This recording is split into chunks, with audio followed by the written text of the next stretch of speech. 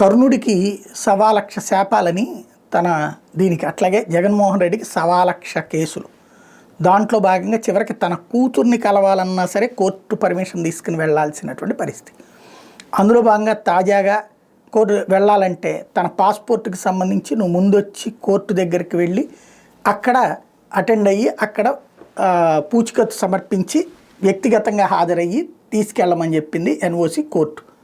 అయితే హైకోర్టు అతను కోర్టుకు అటెండ్ కానక్కర్లేదు అని ఆదేశించింది నారాయణ పరువు నష్టం దావా కేసులో. మరి నేను ఆ కేసులో రానక్కర్లేనప్పుడు ఇందులో ఎందుకు రావాలి అంటూ మళ్ళీ సవాల్ చేసుకొచ్చాడు జగన్మోహన్ రెడ్డి. అంటే నేను కోర్టుకు అప్పీల్ అవ్వక్కర్లేదు అని చెప్పి ఒక పక్కన కోర్టు తీర్పిస్తే హైకోర్టు, అదే సందర్భంలో మళ్ళీ పూచికత్తు కోసం ఎందుకు వెళ్ళాలి అంటే అడిగితే రావాల్సిందేనని కింద కోర్టు తేల్చి చెప్తే దాన్ని హైకోర్టులో సవాల్ చేస్తే హైకోర్టు ఇప్పుడు తను విదేశాలకు వెళ్ళడానికి 5 ఏళ్ల పాటు పాస్పోర్ట్ ఇవ్వడానికి అనుమతిస్తూ ఉత్తర్వులు ఇచ్చింది, బ్రిటన్కి వెళ్లేందుకు అనుమతి ఇచ్చింది.